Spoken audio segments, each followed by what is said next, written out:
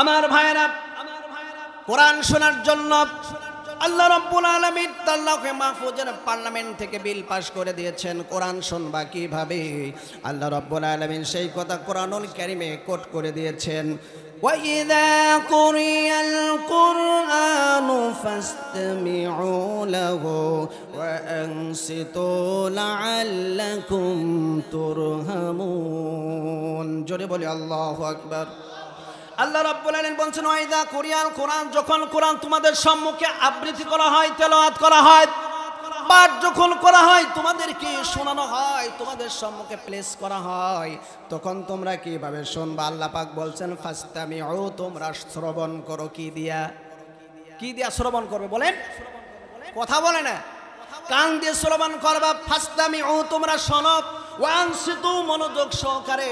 আল্লাহ রাব্বুল আলামিন বলছেন দুইটা সিস্টেমে যদি তোমরা কোরআন শোনো তাহলে আল্লাহ পাক বলছেন লাআল্লাকুম তুরহামুন, আমি আল্লাহ তোমাদের উপর রহমতের বাড়ি ধারা নাজিল করব। জোরে বলি সুবহানাল্লাহ।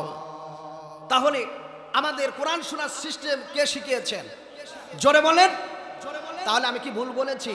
আমার আশপাশে নটক কোনো কথা হবে না। যতক্ষণ এই চেয়ার আছে আমার কাছে, 1.5 ঘন্টা হোক 2 ঘন্টা হোক, আমার কথাই চলবে। ঠিক কিনা বলেন?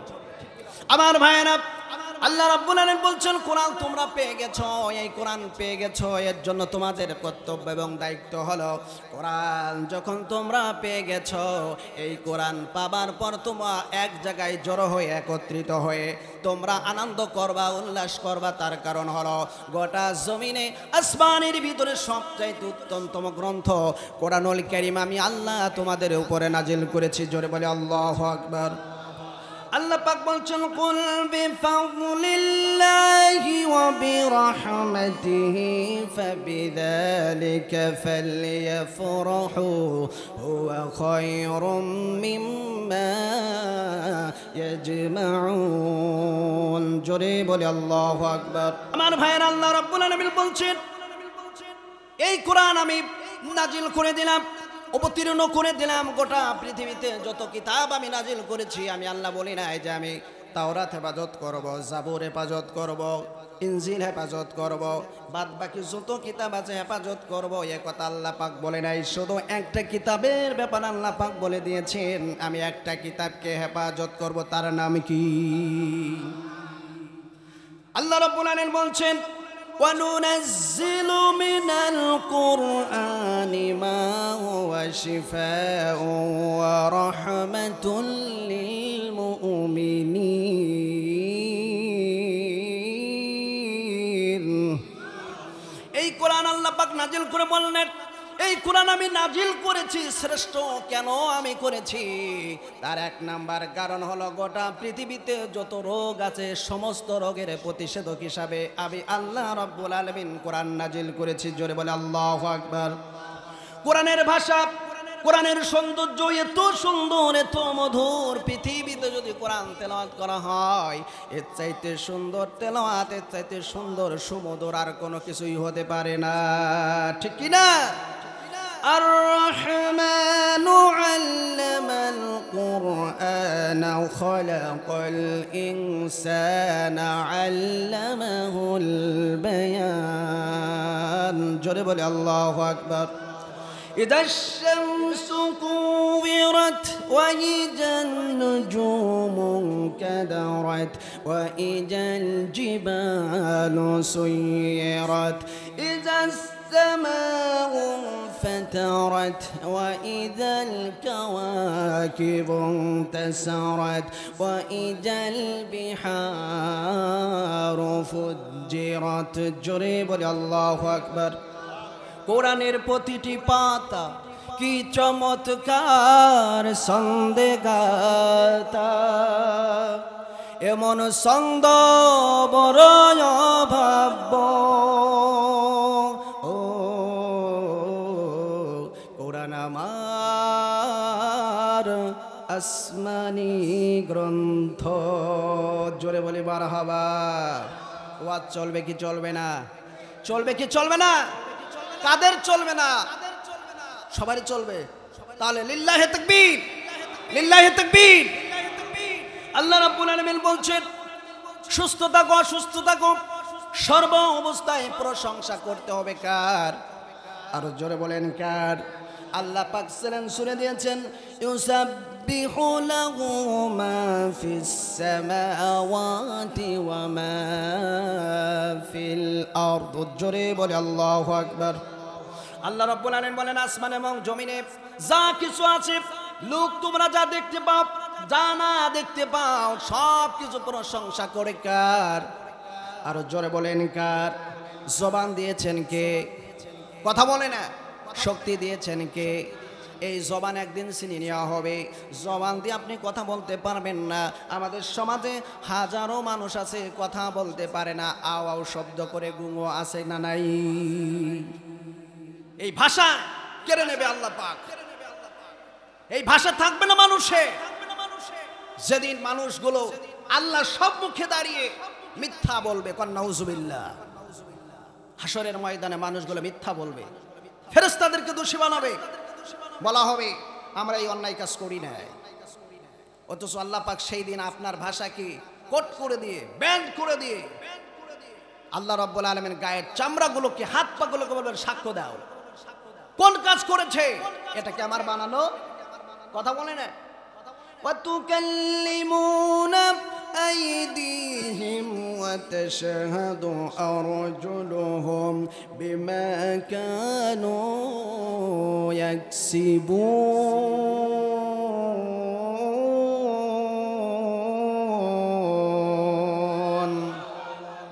আল্লাহ রাব্বুল আলামিন বলছেন ওয়াতুকাল্লিমুনা আইদিহিম, সেদিন মানুষের কথার ভাষাগুলোকে আল্লাহ রাব্বুল আলামিন কেড়ে নেবেন, ক্লোজ করে নেবেন। মানুষকে তার কথা বলার জন্য হাত এবং পাগুলোকে আল্লাহ পাক আদেশ করবেন যে সাক্ষ্য দাও।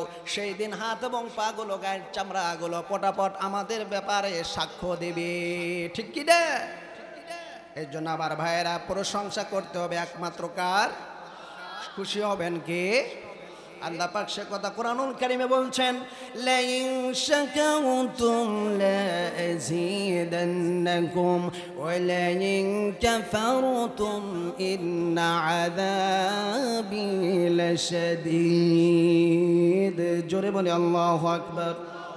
আল্লাহ পাক মেসেজ দিয়েছেন আপনাকে কান দিয়ে শোনার জন্য যে পৃথিবীর মানুষেরা শোনো, যদি আমার শুকরিয়া আদায় করো আমি আল্লাহ আমার নিয়ামতের সমূহ, নিয়ামতের ভান্ডার সমূহ, নিয়ামতের যত ভান্ডার আছে সব তোমাদের জন্য উন্মুক্ত করে দেব। আর যদি না শুকরিয়া আদায় করে থাকো বান্দা, আমি আল্লাহ রাব্বুল আলামিন তোমাদেরকে বড় ধরনের আযাবের মধ্যে পাকড়াও করব, ঠিক না বেঠিক? ইউনূস আলাইহিস সালাম তিনি একটা এলাকার জন্য নবী হয়ে এসেছিলেন। 1,00,000 সামথিং কিছু বেশি লোকের প্রতি আল্লাহ রাব্বুল আলামিন পয়গম্বর ইউনূস আলাইহিস সালামকে নবুয়তি দিলেন। এই নবুয়তি পাওয়ার পরে যখন তিনি দ্বীনের দাওয়াত দিতে লাগলেন, ইসলামের দাওয়াত দিতে লাগলেন, ভালো লাগলো না মানুষের। তিনি ভাবলেন যে আমার মনে হয় দাওয়াত সেইভাবে করে প্রসেসিং হচ্ছে না, মানুষকে বোঝাতে পারছে না। তিনি এলাকা ত্যাগ করে আরেকটি জায়গায় যাওয়ার জন্য মনস্থ করলেন। অথচ আল্লাহ রাব্বুল আলামিন তাকে এলাকার জন্য নবী করে পাঠিয়েছেন আল্লাহর অনুমতি, আল্লাহর মেসেজ ছাড়া, আল্লাহর ওহী ছাড়া। ইউনূস আলাইহিস সালাম যখন এলাকা ত্যাগ করলেন তখন আল্লাহ পাক তাকে পাকড়াও করে নাই? কথা বলে না, পাকড়াও করছে কি না? যখন হযরত ইউনূস এলাকা ত্যাগ করলেন আল্লাহ নারাজ হয়ে গেলেন। যখন তিনি নদী পারাপারের জন্য নৌকায় যখন আরোহণ করেছেন, নৌকায় যখন চড়েছেন, চড়ার সাথে সাথে মাছ মিডিল পয়েন্টে, নদীর যখন মিডিল পয়েন্টে যখন চলে গেছে, আকস্মিকভাবে ঝড় তৈরি হয়ে গেছে, তুফান তৈরি হয়ে গেছে। এইবার ওই নৌকার যিনি মাঝি আছেন, যিনি চালক আছেন, যিনি ড্রাইভার আছেন, তিনি বলতেছেন আজ আমাদের এই অবস্থা তার কারণ হলো নিশ্চয়ই কোনো ব্যক্তি তার মালিকের অনুমতি ছাড়া এলাকা ত্যাগ করেছে। জোরে কোন ঠিক না বেঠিক? এইবার একটু লক্ষ্য রাখেন, যদি নাবিক, যদি ড্রাইভার যদি বলে ফেলে না জানি তার মালিকের অনুমতি ছাড়া একজন লোক এলাকা ত্যাগ করেছেন, তাহলে সেই ড্রাইভার কোন ধরনের? হযরত ইউনূস আলাইহিস সালাম এলাকা ত্যাগ করলেন। প্রতিমধ্যে যখন তিনি নদী পার হবেন, নদী পার হবার সময় তিনি চড়েছেন কিসে বলেন আমার কাছে? কিসে চড়েছেন? বিমানে, নৌকায় চড়েছেন, যাকে বলা হয় কিস্তি। নৌকায় যখন আরোহণ করেছেন মিডিল পয়েন্টে নদীর মাঝামাঝি যখন পৌঁছে গেছেন, সাথে সাথে প্রচন্ড ঝড় যখন তৈরি হয়ে গেল, এবার নাবিক যিনি ড্রাইভার আছেন নৌকার, তিনি বলতেছেন হয়তো ভাই এমন কোনো ব্যক্তি আমার নৌকায় চড়েছে যে যার কারণে এই ঝড় এই বাতাস তৈরি হয়েছে, সুতরাং কে আসো বলে দাও, আল্লাহর অনুমতি ছাড়া এলাকা ত্যাগ করেছো। তাহলে আমার প্রশ্ন হলো, আপনারা বিবেক দিয়ে খাটান, একজন নাবিক তিনি কাকে ভালোবেসেছেন? জোরে বলেন। আল্লাহকে ভালোবেসেছেন, কত তাকওয়াবান ছিলেন একজন নাবিক। আল্লাহ পাক তার চেহারা দেখে নাই, সুরত দেখে নাই, তার স্ট্যাটাস দেখে নাই, আল্লাহ রাব্বুল আলামিন তার দেখেছেন কি ইন্নামা আকরামাকুম ইনদাল্লাহি আতকাকুম। জোরে বলে আল্লাহু আকবার। আল্লাহ পাক বলেন বান্দারে, তোমার গায়ে কত দামি পোশাক, তোমার টুপিটা কত জনপ্রিয় টুপি, তোমার গায়ে কত দামি সেন্ট মাখা আছে, তোমার পায়ের সুজোড়া কত দামি আছে, আমি আল্লাহ এটা দেখব না।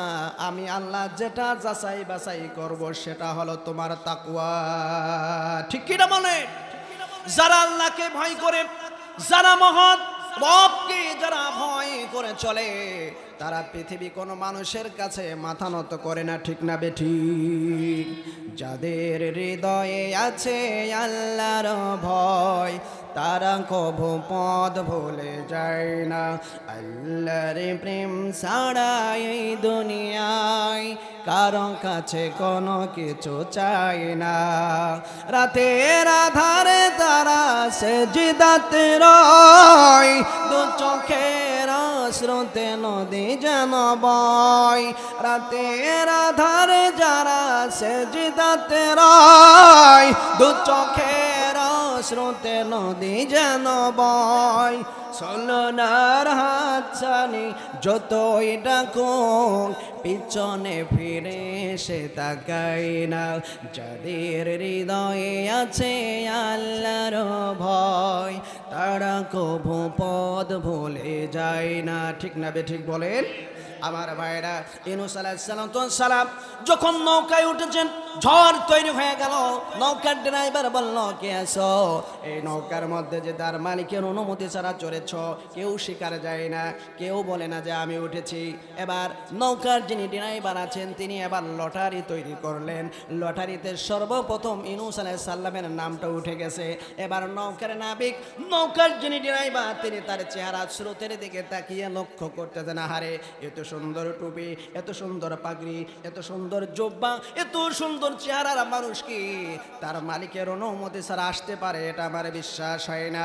তিনি ইউনূস আলাইহিস সালামকে দোষারোপ করলেন না। দ্বিতীয়বার আবার লটারি করা হলো, আবার ইউনূস আলাইহিস সালামের নাম উঠে গেল। আবারও লটারি করা হলো, তিনবার লটারি করা হলো, তিনবারই পয়গম্বর ইউনূস আলাইহিস সালামের নাম উঠে গেল। এবার নাবিক বলতেছেন, তিনবার লটারি করেছি, আপনার যত বড় জুব্বা থাক, যত টুপি থাক, যত বড় পাগড়ি থাকুক না কেন, আপনিই হলো অপরাধী।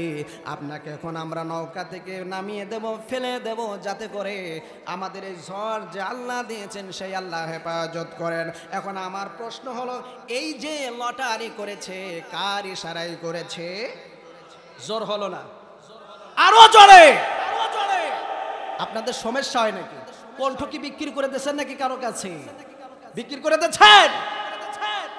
আগে আমরা দেখেছি, বিগত 16-17 বছর আগে মানুষ সাইকেল চালিয়ে হেঁটে স্লোগান দিয়েছে, না হয় মাঝে কিছু দেন নাই, এখন দিতে কি লজ্জাবোধ করে নাকি? লজ্জাবোধ হয়? আল্লাহর নাম নিতে লজ্জা হয়? পৃথিবীতে আপনি একজন মানুষকে বারংবার ডাকবেন, বিরক্ত হয়ে যায়, কিন্তু একজন বিরক্ত হন না, তিনি কি? আরো জোরে আমার ভাইয়েরা। লটারি যখন তৈরি হয়ে গেল, ফাইসালা যখন হয়ে গেল, আল্লাহ রাব্বুল আলামিন জানেন তার পয়গম্বর ইউনূস তিনি সাঁতরাতে পারে না, এই জন্য হেফাজত করার জন্য আল্লাহ রাব্বুল আলামিন বিরাট একটা মাছকে অর্ডার করলেন, ও মাছ তুমি যাও, তোমার পেটের মধ্যে নারী ভরি ময়লা আবর্জনা যা আছে সব ওগুলো বমি করে দাও, আর আমার পয়গম্বর ইউনূসকে তোমার মাছের পেটের মধ্যে তুমি হেফাজত করো। জোরে বলি সুবহানাল্লাহ। হযরত ইউনূস আলাইহিস সালামকে যখন নাবিকেরা যখন ধাক্কা মেরে ফেলে দিয়েছে, সাথে সাথে যখন পানির মধ্যে পড়ে গেছেন, পড়ার সাথে সাথে বিরাট একটি বড় মাছ এসে তাকে হেফাজত করে নিয়েছে। আর যখন মাছের পেটের মধ্যে ইউনূস আলাইহিস সালাম যখন পড়ে গেছেন, তখন ভিতরে ভয় সৃষ্টি হয়ে গেছে, ভীতি সৃষ্টি হয়ে গেছে। মাছের পেটের মধ্যে অন্ধকার, সমুদ্রের অন্ধকার তাকে বিচলিত করে ফেলেছে, হতাশ করে ফেলেছে। ওই মাছের পেটের মধ্যে আল্লাহ রাব্বুল আলামিনকে স্মরণ করে মাছের পেটের মধ্যে ইউনূস নবী সিজদায় পড়ে গিয়েছেন। লিল্লাহি তাকবীর, লিল্লাহি তাকবীর। সিজদায় পড়ে কি বলেছেন? আমার সাথে ঠোঁট মিলিয়ে সকলেই পড়ুন, লা ইলাহা ইল্লা আনতা সুবহানাকা ইন্নী কুনতু মিনাল জালিমিন। জোরে বলে আল্লাহু আকবার। আমরা মনে করেছি অসুস্থ হয়ে গেলে, মর্মস্বরোগী হয়ে গেলে, বিরাট অসুস্থ হয়ে গেলে জীবন যাই ভাব এবং মানুষের জন্য এটা পড়া দরকার, কিন্তু না আমার ভাইরা, বালা মুসিবত বিপদ যখনই দেখবেন তখন এই দোয়াটা পড়বেন। আল্লাহ রাব্বুল আলামিন সুন্দর করে পয়গম্বরের মাধ্যমে শিক্ষা দিয়েছেন, ঠিক না বেঠিক? মাছের পেটের মধ্যে যখন এই তাসবিহ শুরু করে দিয়েছেন, তাফসিরে মাজহারি কাজী সালাউল্লাহ পানিপথী রহমাতুল্লাহি আলাইহি তিনি তার তাফসীর গ্রন্থের মধ্যে ব্যাখ্যা করেছেন, যখন সুন্দর করে ইউনূস আলাইহিস সালাম মাছের পেটের মধ্যে যখন সিজদায় পড়ে গেছেন, আল্লাহর রহমতের ফেরেশতারা আল্লাহর দরবারে অভিযোগ দায়ের করে বলেন, আল্লাহ তোমার ইউনূস মাছের পেটের মধ্যে সিজদায় পড়ে গেছে, পৃথিবীর আর কেউ কিয়ামত পর্যন্ত এইভাবে সিজদায় পড়বে না। জোরে বলে আল্লাহু আকবার, আরো জোরে বলে আল্লাহু আকবার। ওগো আল্লাহ, তুমি তোমার পয়গম্বর ইউনূসকে তুমি রক্ষা করো, হেফাজত করো। আল্লাহ রাব্বুল আলামিন বললেন, যেহেতু আমার ইউনূস আমাকে ডাক দিয়েছে, মাছের পেটের মধ্যে সিজদায় পড়ে গেছে, আর আমাকে বলেছে লা ইলাহা ইল্লা আনতা, আল্লাহ তুমি ছাড়া কোনো ইলাহ নাই, কোনো আইনদাতা নাই, কোনো বিধানদাতা নাই। রব্বুল আলামিন সুবহানাকা, আমি তোমার প্রশংসা করি। জোরে বলে আল্লাহু আকবার। তাহলে এখানে শিক্ষা হলো, মাছের পেটের মধ্যে ইউনূস আলাইহিস সালাম যখন পড়ে গেলেন, পড়ার পরেও তিনি কার প্রশংসা করেছেন? তিনি বলতেছেন, ইন্নী কুনতু মিনাজ জালিমিন। ইন্নী মানে অবশ্যই 100% কোনো ভুল হবে না। তার কারণ হলো, আল্লাহ নিশ্চয় আমি জুলুম করেছি, অন্যায় করেছি। রব্বুল আলামিন তুমি আমাকে জুলুমের জিঞ্জিরা থেকে, জুলুমের কবল থেকে, আমার অন্যায় থেকে তুমি আমাকে বাঁচাও। তুমি যদি না বাঁচাও, এই মাছের পেটের মধ্যে কেউ আমাকে বাঁচাতে পারবে না, ঠিক কিনা বলেন? আল্লাহ রাব্বুল আলামিন বলেন, আমার ইউনূস যখন মাছের পেটের মধ্যে, আমি আল্লাহ রাব্বুল আলামিনকে ডাক দিয়েছে, সাথে সাথে আমি আল্লাহ ডাকে সাড়া দিলাম। ফাস্তাজাবনা লাহু ওয়া নাজ্জাইনাহু মিনাল গাম্মি ওয়া কাযালিকা নুনজিল মুমিনিন। জোরে বলি আল্লাহু আকবার। আল্লাহ পাক বলছেন, ফাস্তাজাবনা লাহু, যখন আমার ইউনূস ডেকেছে পৃথিবীর কেউ শুনতে পায় না, আমি আল্লাহ শুনতে পেয়েছি। ওয়ানাজ্জাইনাহু মিনাল গাম্মি, আমি তার সেই অন্ধকার জগৎ থেকে আমি আল্লাহ রাব্বুল আলামিন তাকে হেফাজত করেছি। শুধু হেফাজত করে নাই, আমি মাছকে অর্ডার করলাম, মাছ যে কারণে তুমি আমার ইউনূসকে তোমার পেটের মধ্যে আমি আল্লাহ 40 দিন রেখে দিলাম। আমার ইউনূস যখন আমাকে ডাক দিয়েছে, এখন তোমার দায়িত্ব এবং কর্তব্য হলো, তুমি এখন আমার ইউনূস নবীকে তুমি উগরায় দাও, কিনা গিয়ে উগরায় দাও, বমি করে দাও।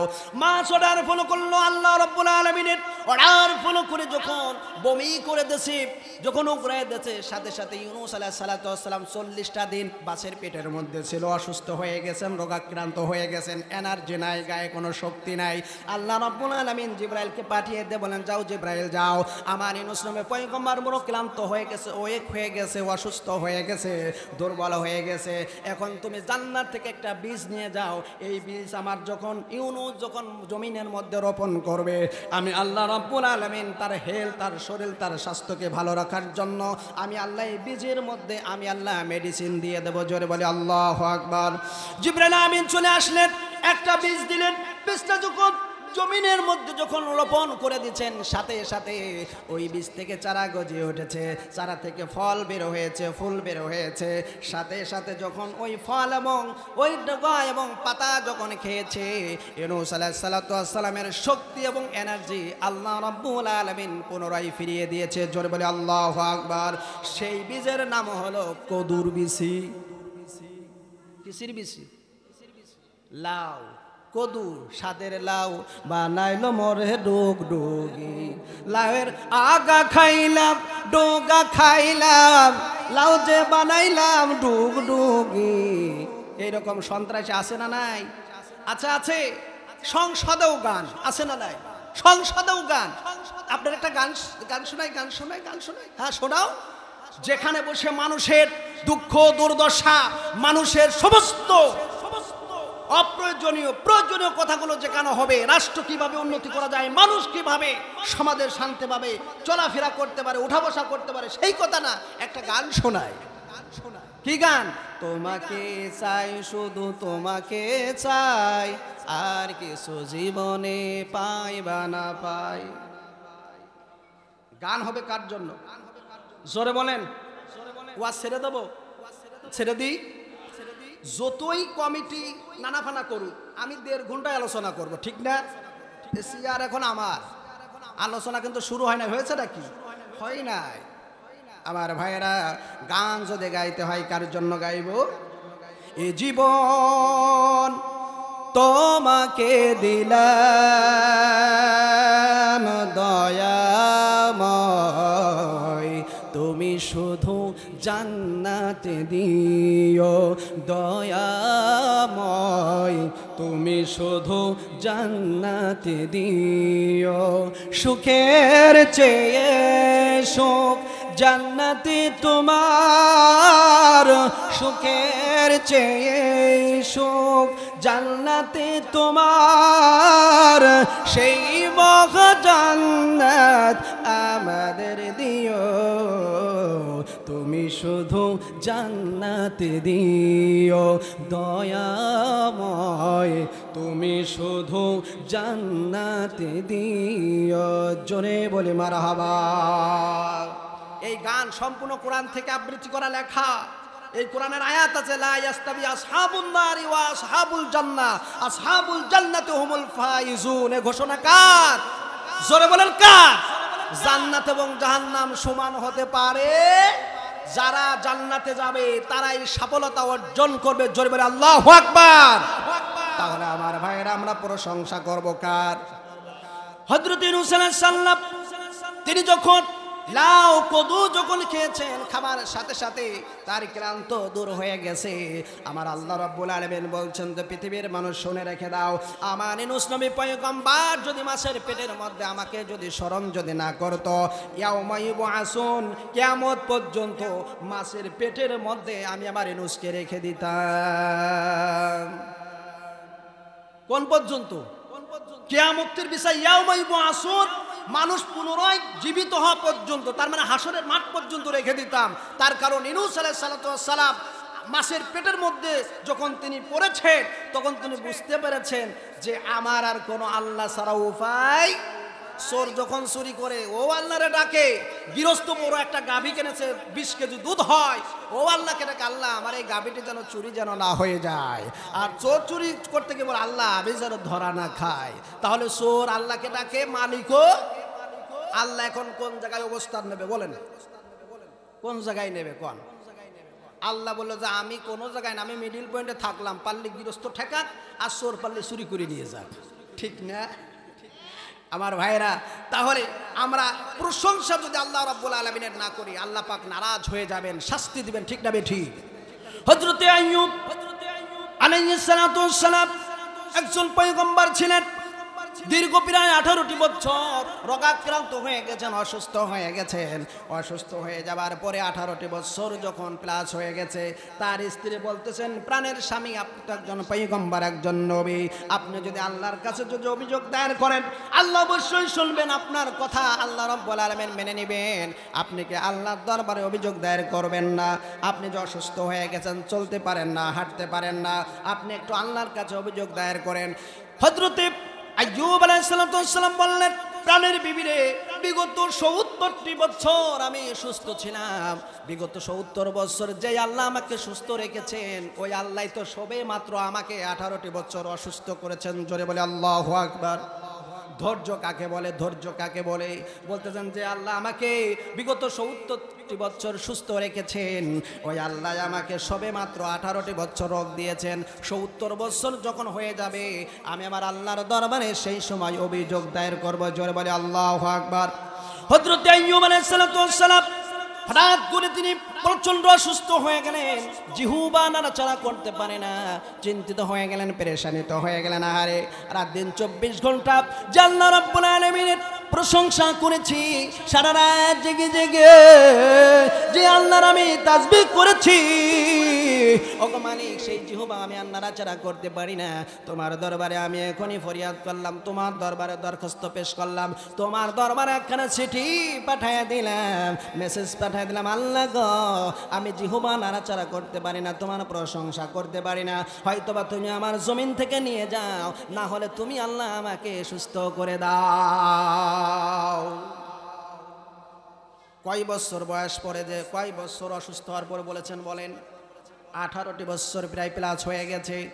আল্লাহ রাব্বুল আলামিন বললেন, আমার আইয়ুব যখন অসুস্থ হয়ে গেল, ওয়াইয়ুবা ইয নাদা রাব্বাহু আন্নী মাসসানিয়াদ দুররু ওয়া আনতা আরহামুর রাহিমিন। জোরে বলি আল্লাহু আকবার।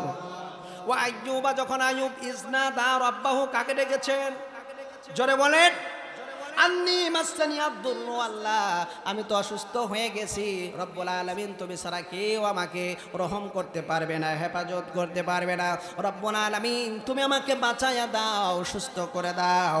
আল্লাহ রব্বুল আলামিন বললেন, আমি আমার আইয়ুবের কথা শুনেছি, শোনার পরে আমি জিব্রাইলকে বলে দিলাম, যাও জিব্রাইল, আমার আইয়ুব যেখানে বসে আছে, আমার আইয়ুব তো হাঁটাচলা করতে পারবে না, অসুস্থ হয়ে গেছে, রোগাক্রান্ত হয়ে গেছে, তার পায়ের কাছে ছোট্ট একটা পাথর আছে, ওই পাথরটা পায়ের অঙ্গুলি দিয়া কোন রকম নাড়াচাড়া দেবে, আমি আল্লাহ ওখান থেকে পানির ফোয়ারা বের করে দিব।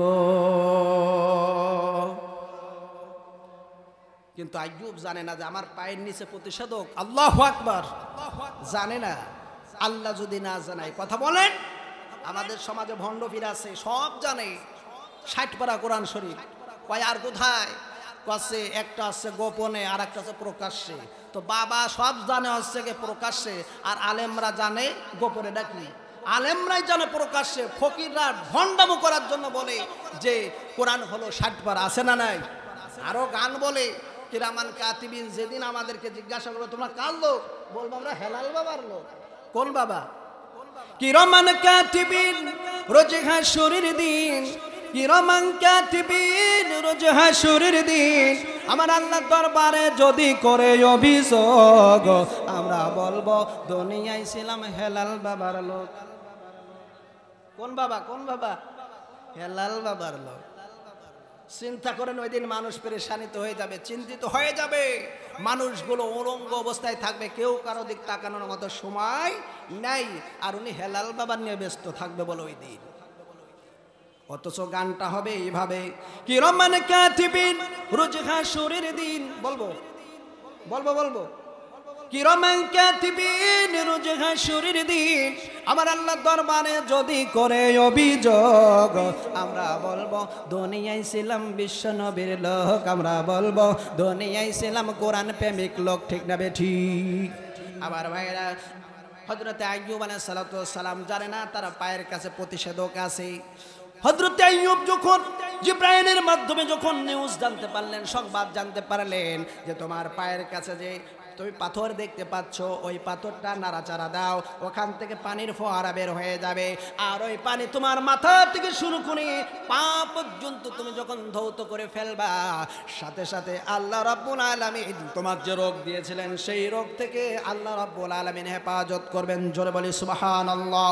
2 নাম্বার হলো, পানিটা যখন সারা গায়ে তুমি নিবা, তুমি বৃদ্ধ হয়ে গেছো রোগে আক্রান্ত হয়ে, আল্লাহ রাব্বুল আলামিন ওই পানি নেবার কারণে সাথে সাথে তুমি যুবকে রূপান্তরিত হয়ে যাবা। জোরে বলি সুবহানাল্লাহ। তাহলে আমরা প্রশংসা করব কার? জোরে বলেন।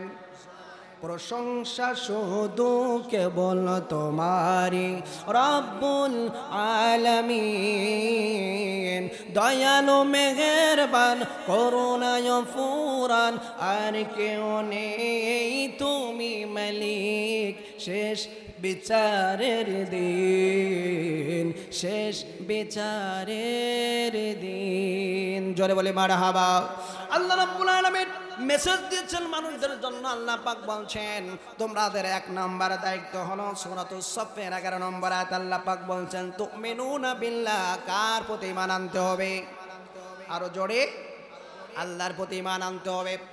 আপনি যদি সংসদ ভবনে যান, সংসদ ভবনে দেখবেন শত শত ফকিরেরা, অসহায় লোকেরা, আল্লাহ রাব্বুল আলামিন যাদেরকে অভাবগ্রস্ত করেছেন, এই সমস্ত লোকগুলো দেখবেন সংসদ ভবনে জিকির করে লা ইলাহা ইল্লাল্লাহ।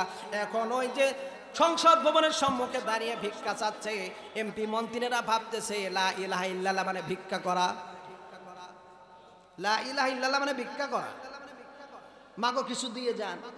আছে না, মানুষ তো চাই এটা করে। এটা কিন্তু ভিক্ষার কোনো ভাষা না। ভালো করে খেয়াল করেন, যত ভিক্ষুকেরা সংসদ ভবনে ওখানে ভিক্ষা করে সকলেই বলে লা ইলাহা ইল্লাল্লাহ, বাবা কিছু দিয়ে যান।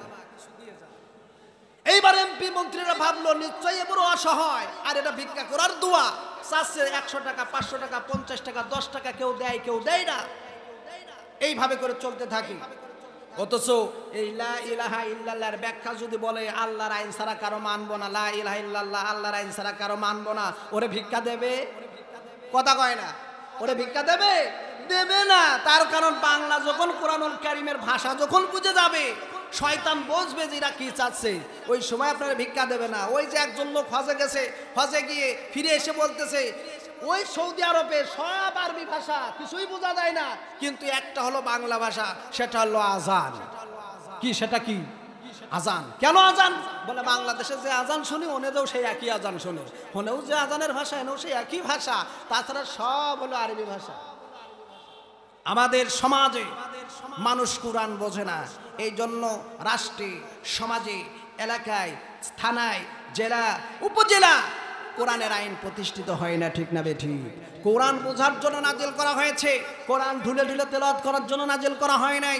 কোরআন না বুঝলে মানুষ কখনো প্রকৃত হেদায়েতের পথ পেতে পারে। আল্লাহ রাব্বুল আলামিন বলছেন তুমিনুনা বিল্লাহ, আমার প্রতি ঈমান আনবা। ঈমানটা কাকে বলে?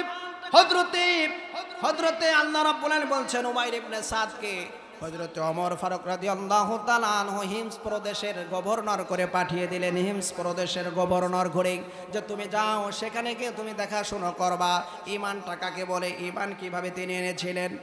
এই কথা যখন বলা হলো, হিমস প্রদেশের জন্য উমাইর ইবনে সাদকে যখন গভর্নর নিযুক্ত করা হয়ে গেল, উমাইর ইবনে সাদ তিনি গভর্নর নিযুক্ত পেলেন। 1 বছর হয়ে গেল, কোনো অভিযোগ ওমরের কাছে আসে না।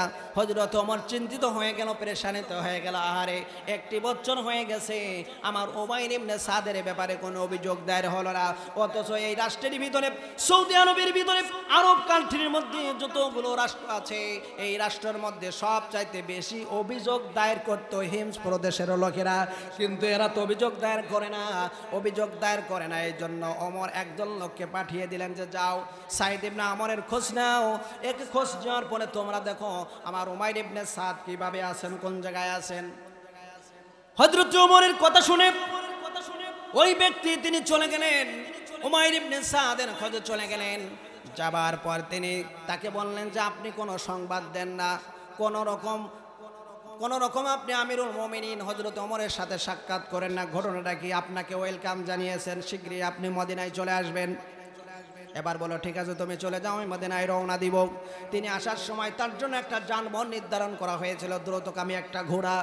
প্রত্যেকটা গভর্নরের জন্য একটা যানবাহন ছিল, দ্রুতগামী ঘোড়া।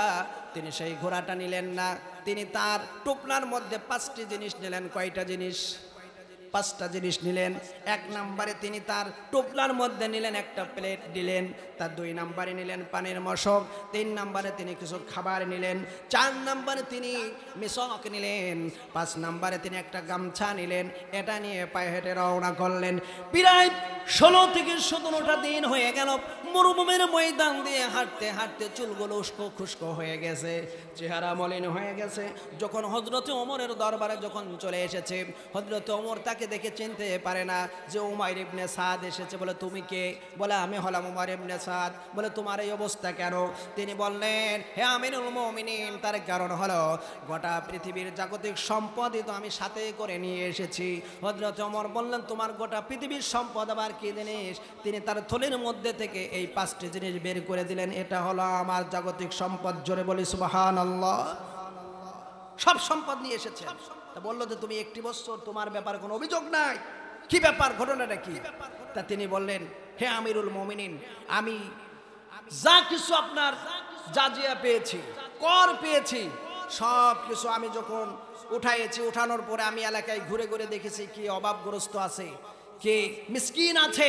আমি সারা রাত জেগে জেগে দিনে আমি নিউজগুলো, তথ্যগুলো সংগ্রহ করি, আর রাতে রাতে মানুষের বাড়ি গিয়ে তাদেরকে এই সম্পদগুলো দান করে দিই। জোরে বলে আল্লাহু আকবার। দান করে দিই। আমাদের সমাজে দেখা যায় যিনি ইওনো থাকেন, থানায় একজন ইওনো থাকে, ইওনোর যদি পিয়ন থাকে তো ইওনোর চাইতে পিয়ন হচ্ছে কোটিপতি। কথা কয় না? তার কারণ নেতার চাইতে পাতি নেতার মূল্য বেশি, শেষরা নেতার মূল্য বেশি। অরিজিনাল যারা নেতা এরা মানুষের সাথে মারামারি হাঙ্গামার এই কথা বলে না। পাতি নেতা, শেষরা নেতা, ছোটখাটো নেতাই যত ঝামেলা বাঁধায়, ঠিক না বেঠিক? তার কারণ দেখবেন কুকুরদের মধ্যেও লিডার আছে। সকালবেলায় দেখবেন যদি 5টা কুকুর ঘেউ ঘেউ করে একটা কুকুরকে তাড়া দেয়, দেখবেন ওর দলেও 6-7টা চলে আসে। একবার সামনে যায় আবার ব্যাকে আসে, আবার সামনে যায় আবার ব্যাকে আসে। কুকুরদের মধ্যেও একটা পাওয়ার চলে, মানুষের মধ্যেও একটা পাওয়ার চলে। চলে কি চলে না? কিন্তু দেখেন একটা জিনিস, মানুষের যখন এলাকায় যখন খানাপিনার ব্যবস্থা হয়, মানুষ মারা গেলে হয় কি হয় না? খানাপিনার ব্যবস্থা হয় এদিকে, মানুষ মারা গেলে 40টা করে 1 সপ্তাহ পরে খাওয়ায়, হুজুরদের ডেকে নিয়ে এসে মিলাদ পড়ায়, এরপরে খানার ব্যবস্থা করে সুন্দর একটা আয়োজন করে, অ্যারেঞ্জমেন্ট করে মানুষদেরকে খাওয়ায়। তো লোক একজন মারা গেছে, 1 সপ্তাহ পরে দোয়ার অনুষ্ঠান।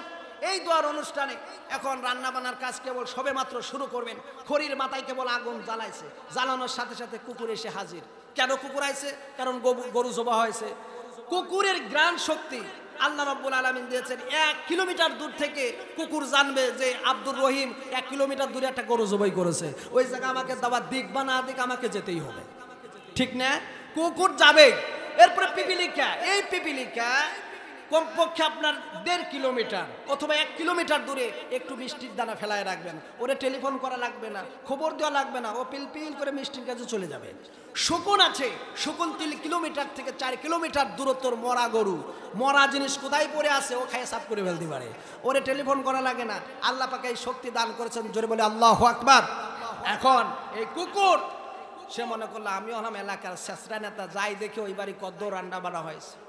যখন কুকুর গেছে, যাবার সাথে সাথে পাবলিকের রাগ, কিরে কুকুর রান্না করার আগে কুকুর চলে আসে, গরম খুসারিতে দিয়েছে কয়েক বাড়ি দিলে ও মায়ের খেয়ে চিন্তা করতে সর্বনাশ, আমি হইলাম শেষরা নেতা, আর এই শেষরা নেতাকে আমার মূল্যায়ন না করে আমাকে মার দিল। এইবার ওই 2 জন পাতি নেতা আর নেতা বলতে কিরে কেমন দিল, কয় গরম গরম দেশে। ওরা ভাবতেছে গরম গরম যেহেতু দেশে, ওদের সাথে আমাদের লেভেলটা বড়।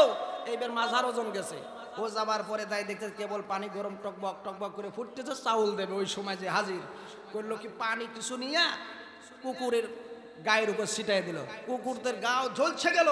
ভাবলো যে সর্বনাশ, আমার ছোটটারে গরম দিল আর আমারে কি দিল। এইবার যে বলতেছে ওই পাতি নেতা, শেষরা নেতা, লিডারকে বলতে কিরে তোদের কেমন দিল, কষ্টে যাওয়ার সাথে সাথে গরম গরম দেশে। এইবার নেতা, মূল নেতা বলতে তালি তো আমার তো ভালো মতোই দেবে। ও এবার গেছে, যে রান্না বান্না প্রায় শেষ। এইবার কি করেছে, এইবার হচ্ছে 4 দিক থেকে 10-12 জন যুবকেরা ঘিরি আশা মতো ফেশন দিচ্ছে, পিটন দিচ্ছে। কুকুর কোনো দিক থেকেই বেরোতে পারে না, কোনো কায়দায় একজন মানুষের 2 ফাঁকের মাঝখান দিয়ে কোনো রকম ফিরে আইছে। আসার পর ওই 2 জন তো বুঝতে কি দেছে, বলতে লিডার কি দিল, কয় তো যাওয়ার সাথে সাথে দেছে, তোর যাওয়ার সাথে সাথে গরম গরম দেছে, আর আমার এত দেওয়া দেছে যে আমার আসতেই দেয় না। আমাদের এই সমাজে যারা কোরআনের বিরুদ্ধাচরণ করবে, আলেমদের বিরুদ্ধাচরণ করবে, আলেমদেরকে যারা আঘাত করবে, যারা জেলখানায় ভরবে, আল্লাহর কসম ফেরেশতারা তাদেরকে কুত্তার মতো পিটাইয়ে সোজা করে দিবে, ঠিক না? ইন্নামাল উলামা ওয়ারাসাতুল আম্বিয়া, নবীগণের উত্তরসূরির উপরে যারা কার করতে পারে না, আল্লাহ পাক বলছেন অহংকার হলো আমার চাদর। খবরদার মানুষ, তোমরা আমার অহংকারের চাদর নিয়ে নাড়াচাড়া করবা না। একমাত্র অহংকার সাজে কার? জোরে বলেন কার? মানুষ তোমার এত শক্তি, 5 বার পায়খানা হলে ডায়রিয়া হলে তোমার খুঁজে পাওয়া যায় না, তুমি বউরে মা কয়ে ফেলা দাও, আর তুমি ক্ষমতার বড়াই দেখাও। যারাই ক্ষমতায় আসবে ক্ষমতার অপব্যবহার করা যাবে না। ক্ষমতা চিরস্থায়ী নয়, কারণ ক্ষমতা হলো ক্ষণস্থায়ী। মিস্টার ফেরাউন সে ক্ষমতায় থাকতে পারে নাই, নিজেকে আনা রব্বুল আলা রব্বুল আখ্যায়িত করেছিল। ফামাং তগা, আল্লাহ পাক বলে ও বড় সীমা লঙ্ঘন করেছে, ওরে পানিতে চুবাইয়া পেট ফুলাইয়া শুটকা করে মিশরের জাদুঘরে রেখে দেওয়া হয়েছে। ঠিক না ঠিক? ওই লাশটা যদি আমাদের বাংলাদেশে আসতো, ফিরাউনকে দেখার জন্য অনেক মানুষ মারাও যেত। ঠিক না? কারণ কত সুন্দর একটা ব্যবসা আল্লাহ পাক দিয়েছে যে ফিরাউনকে মানুষ দেখার জন্য লক্ষ লক্ষ টাকা খরচ করবে, ওরে শুটকি হবে কিন্তু পচবে না। তার মানে হলো স্বৈরাচারিত্ব করা যাবে না, ক্ষমতার অপব্যবহার করা যাবে না। মানুষগুলো যখন ঈমান আনবে কাকে ভয় করবে বলেন? জোরে বলেন। উমাইর ইবনে সাদ আল্লাহকে ভয় করেছেন, রাষ্ট্রের একটা টাকাও তিনি অন্য কাজে ব্যয় করে নাই, সমস্ত টাকাগুলো পাবলিকের বুঝিয়ে দিয়েছেন, রাষ্ট্রের খাতে জমা দিয়েছেন। এইভাবে করে করে যখন তিনি ওমরের কাছে প্রশ্ন করলেন, ওগো আমিরুল মুমিনিন, আমি আর এই দায়িত্ব নিতে চাই না, আমি এখন একা থাকতে চাই, আমি এখন সংসারে থাকতে চাই স্ত্রীকে নিয়ে। এবার আমিরুল মুমিন বলেন, ঠিক আছে, তোমাকে দায়িত্ব দেওয়া হবে না। তিনি মাদিনাতুল মুনাওয়ারা একটি জায়গায় তিনি স্থান নিলেন থাকার জন্য। কিছুদিন যখন হয়ে গেল, হযরত ওমর একজন সাথীকে দেয়া, সঙ্গীকে দেয়া বললেন, যাও এই 100 দিনার নিয়ে আমার উমাইর ইবনে সাদের বাড়িতে চলে যাও। উমাইর ইবনে সাদের বাড়িতে যখন গেছেন, প্রথম দিন তিনি যখন তার বাড়িতে গেছেন, তাকে রাতে একটা শুকনা রুটি দিয়েছে। কয়টা রুটি? একটা রুটি, কোনো তরকারি ছাড়া। এইভাবে করে রাত শেষ হয়ে গেল। পরের দিন আবার যখন তার সম্মুখে খাবার আনা হয়েছে, আর একটা রুটি দিয়েছে। এইভাবে করে করে 3 দিন 3টা রুটি দিয়েছেন, কোনো তরকারি দেয় নাই, কোনো কিছুই দেয় নাই। এবার পার্শ্ববর্তী একজন ব্যক্তি জিনিসটা লক্ষ্য করলেন যে উমাইর ইবনে সাদের বাড়িতে একজন মেহমান এসেছেন, তাকে শুধু একটা রুটি দেন। তার কারণ হলো উমাইর ইবনে সাদের বাড়িতে প্রত্যেকটা দিন একটাই মাত্র রুটি বানানো হয়। কয়টা রুটি? সেই রুটিটা তার প্রাণ প্রিয় স্ত্রী তিনি অর্ধেক খান আর তিনি অর্ধেক খান, 2 জন স্বামী স্ত্রী ভাগ করে খান। কিন্তু মেহমান এসেছেন, একটা রুটি বরাদ্দ। এই 3টা দিন খানাপিনা থেকে স্বামী এবং স্ত্রী উপবাস থেকেছেন, পানাহার করে নাই। পার্শ্ববর্তী একজন ব্যক্তি তিনি লক্ষ্য করলেন যে এই 3টা দিন তো উমাইর ইবনে সাদ এবং তার স্ত্রী পানাহার ছাড়া আছেন। এবার তিনি বললেন, ভাই আপনি কোথা থেকে এসেছেন? বলে আমি মদিনা থেকে এসেছি। বলে আপনি আজকে আমার বাড়িতে খানাপিনা করবেন? ওই যুবকটা ওই ব্যক্তিকে যখন তার বাড়িতে নিয়ে গেলেন আর বললেন, তার কারণ হলো আপনি 3টা দিন এই বাড়িতে অবস্থান করতেছেন, কিন্তু এই বাড়ির হাল হাকিকত অবস্থা হলো প্রত্যেকটা দিন শুধু একটি করে রুটি বানাই, 2টা রুটি বানাই না। আপনি যে তার বাড়িতে মেহমান হয়ে এসেছেন, এই মেহমান হবার কারণে তারা 3টা দিন তারা খানাপিনা থেকে বিরত থেকেছে। এই জন্য আপনাকে আজ আমি মেহমান করে এনেছি, যাতে করে আপনাকে আমি কিছু খাওয়াতে পারি। এবার তিনি চিন্তা করলেন, ওমর তো আমাকে 100 দিনার দিয়েছেন, এই দিনারগুলো তাকেই দিয়ে দেব। এবার দিনারগুলো নিয়ে যখন তার বাড়িতে গেলেন, যে আপনার এত দূর অবস্থা, আপনি তো আমিরুল মুমিনকে জানান নাই, এত দূর অবস্থা, এই নেন আমিরুল মুমিনের আপনার জন্য 1000 দিনার পাঠিয়েছে, এটা আপনি নিন। এবার উমাইর ইবনে সাদ বলল, এই দিনার আমার লাগবে না, যারা দারিদ্র আছে তাদের মধ্যে বন্টন করে দাও। জোরে বলি আল্লাহু আকবার। খেয়াল করেন যে এই দিনার আমার লাগবে না, এই সম্পদ আমার লাগবে না, আমার চাইতে যারা হতাশাগ্রস্ত আছে তাদেরকে দাও। ঘরের ভিতর থেকে তার স্ত্রী ডেকে বলে, প্রাণের স্বামী রে, ওই 100 দিনার দরকার, ওই 100 দিনার দরকার, তুমি নিয়ে নাও। স্বামী বলল, না লাগবে না। বলে, না 100 দিনার নিয়ে নাও। এইভাবে করে স্বামী তখন বলল, ঠিক আছে 100 দিনার দাও। 100 দিনার যখন তার কাছে দেয়া হলো, স্ত্রীকে জিজ্ঞাসিত করলো, প্রাণের বিবিরে, এই 100 দিনার দিয়ে আমরা করবোটা কি? 100 দিনার দিয়ে আমরা করবোটা কি? এইবার তার স্ত্রী বললেন, 100 দিনার দিয়ে চলো আমরা সারা রাত জেগে জেগে আমাদের এলাকায় যত হত দারিদ্র আছে, মিসকিন আছে, 100 দিনার আমরা সারা রাত জেগে জেগে গরিব মিসকিন অসহায় মানুষের মাঝে এই সম্পদ দান করে দেব। লিল্লাহি তাকবীর, লিল্লাহি তাকবীর। আর আর আমাদের সমাজের যদি বউরা হতো চুরি করো, ডাকাতি করো, অন্যায় অবৈধভাবে করো, তার কারণ হলো আমার কাপড় লাগবে, স্বর্ণ লাগবে, রৌপ্য লাগবে, বাড়ি লাগবে, গাড়ি লাগবে, বৈধ হোক অবৈধ হোক এটা দেখার সময় নাই, আগে সম্পদ লাগবে, ঠিক না বেঠি? আগে সম্পদ লাগবে, টাকা লাগবে, কিভাবে ইনকাম করব তা আমি জানি। অথচ ওই স্ত্রীকে যদি আপনি বলেন যে আমি যে অন্যায় করি, সুদ খাই, ঘুষ খাই, মানুষের কাছে মানুষের সম্পদগুলো লুণ্ঠন করে নিয়ে আসি, এক কলমে সিগনেচারে লক্ষ লক্ষ টাকা, কোটি কোটি টাকা বেড়ে নিই, এই গুনার কি তুমি ভাগ নিবা? স্ত্রী বলে তা নেব না, কিভাবে খাওয়াবা তা জানি না, গুনার ভার আমি নিতে পারবো। আমার ভাইরা, তাহলে আল্লাহ রাব্বুল আলামিন বলছেন তুমিনুনা বিল্লাহ, আমার প্রতি মানে না, আমাকে ভয় করতে হবে, হালাল খাবার খেতে হবে। এই যে রমজান মাস, সামনে রমজান মাস আসতেছে, আমাদের সমাজে দেখা যায় রমজান মাসে কিছু যুবক ভাইরা প্রথম রোজা রাখে আর শেষ রোজা রাখে। প্রথম রোজা রাখলে মা বলা হারে সুন্দর চেহারাটা কাবু হয়ে গেছে, চোপড়া চোপড়ো ভেঙে গেছে, বাবা তোরা রোজা রাখা লাগবে না, তুই কি জানিস না প্রথম রোজা আর শেষ রোজা রাখলে সব রোজা হয়ে যায়, তোর রোজা রাখা লাগবে না, চেহারাটা কত মলিন হয়ে গেছে, কাবু হয়ে গেছে, তোর ওয়েট কমে যাচ্ছে, স্বাস্থ্য খারাপ হয়ে যাচ্ছে, আছে না নাই? আছে, রোজা রাখা লাগবে না। কিন্তু এই সিয়াম সাধনা করা কার হুকুম? আল্লাহ পাকের হুকুম। আর একটা জিনিস লক্ষ্য করা যায়, সেটা হচ্ছে রমজান মাসে প্রথম দিন আমাদের সারা বাংলাদেশে মেনটেন করে, কোনো দোকানপাট সেই রকম দিনের বেলায় কেউ সিগারেটও ধরায় না, কেউ চাও বিক্রি করে না, কিন্তু দ্বিতীয় রমজান থেকে ঘেরোয়া করে খাওয়ায়। ঘেরোয়া বোঝেন? কাপড় দিয়ে পর্দা করে হেজাব মারিয়ে খাওয়ায়। আল্লাহ পাক বলছে বান্দা গুনাহ করবি কর, কিন্তু গুনাহ করার জন্য সুযোগ করে দিচ্ছ, কেউ যেন দেখে না, পলাইয়ে খাবা। দেখছেন কি? আল্লাহ পাক। আল্লাহকে যদি আপনি ভয় যদি না করেন, তাহলে কাকে ভয় করবেন? রমজান মাস এসে যাচ্ছে, সন্তানদেরকে রোজা রাখার জন্য তাদেরকে উৎসাহিত করবেন, জোরে বলে ইনশাআল্লাহ। আবার আমাদের সমাজে অসংখ্য বেনামাজি আছে, নামাজ পড়ে না। যদি বলে ভাই নামাজ পড়েন, কয় নামাজ তুমি পড়ে কি হয়েছে? নামাজ না পড়ে আমার ঈমান ঠিক আছে। নামাজ না পড়েও কি ঠিক আছে? যার নামাজই নাই তার আবার ঈমান আছে নাকি? ও ঠিক থাকার না ঠিক থাক। আল্লাহ পাক কোরআনুল কারীমে সূরা বাকারার 8 নম্বর আয়াতের মধ্যে বলছেন وَمِنَ النَّاسِ مَن يَقُولُ آمَنَّا بِاللَّهِ وَبِالْيَوْمِ الْآخِرِ وَمَا هُمْ بِمُؤْمِنِينَ।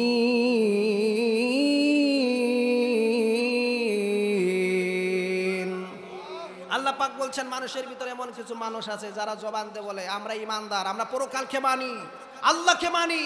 আল্লাহ পাক বলে নো নেভার, তুই আমাকে মানিস না, সব হলো ধোঁকাবাজি। আছে না নাই? তুমি রমজান এলে রাখো না রোজা, দিনকে করো আঘাত, পয়সা করির নেই তো অভাব, দাও না তো যাকাত। তুমি ইমানদারির বড়াই করো, নেই তোমার ঈমান, তুমি এমন মুসলমান, কেমন মুসলমান আমরা, কেমন মুসলমান, নামাজের সাথে নাই পরিচয়, মানি না কোরআন আমরা, এমন মুসলমান। ঠিক কিনা বলেন? এটা হলো বাস্তব কথা। এই জন্য আল্লাহ রাব্বুল আলামিনকে ভয় করতে হবে। আল্লাহ রাব্বুল আলামিন বলছেন তুমিনুনা বিল্লাহি ওয়া রাসূলি। আল্লাহ পাক বলছেন 2 নাম্বার হলো আমার রাসূলের প্রতি ঈমান আনা, রাসূলকে নেতা বলে মেনে নেওয়া। রাসূলকে যারা নেতা মেনেছে তারাই সফলতা অর্জন করতে পেরেছে। দুনিয়ার নেতা, দুনিয়ার নেতৃবর্গ, তাদের মধ্যে ভুল আছে, অন্যায় আছে, নিজের দলকে সাপোর্ট করে, কিন্তু আমার রাসূল বলেছেন আমি কখনো দলকে সাপোর্ট করি না, আমি ন্যায়কে সাপোর্ট করি, আল্লাহকে ভয় করে আমি আল্লাহর দণ্ডবিধি অনুযায়ী বিচার ফাইসালা করি। ঠিক না বেঠিক? ফাতেমাতুল মক্কা যখন বিজয় হয়ে গেল, ধনাঢ্য ঘরের একজন মহিলা চুরির অপরাধে ধরা পড়েছে, চুরির অপরাধ যখন ধরা পড়ে গেছে, এবার কিছু লোক লেগে গেল যাতে করে এই ধনাঢ্য মহিলার হাত কাটা না পড়ে যায়, এবার হাত যাতে কাটা না পড়ে যায় এই জন্য রাসূলের কাছে কিছু লোককে পাঠিয়ে দিলেন যে তুমি যাও, তোমরা যাও, যে দেখো রাসূলের কাছে কে সব সময় থাকে। এবার তার আগে দেখলো রাসূলের কাছে একজন সাহাবী সব সময় তিনি থাকেন। তাকে বললেন আপনি একটু বলেন, দয়া করে মেহেরবানি করে একটু বলেন যাতে করে এই দণ্ডবিধি বাতিল করে দেয়। আল্লাহ রাসূল বললেন না না, বাতিল হবে না, বাতিল হবে না। আজকের এই দিনে যদি আমার ফাতেমা যদি চুরির অপরাধে ধরা পড়তো তাহলে আমি হাতটা কেটে ফেলে দিতাম। কোন সুবহানাল্লাহ।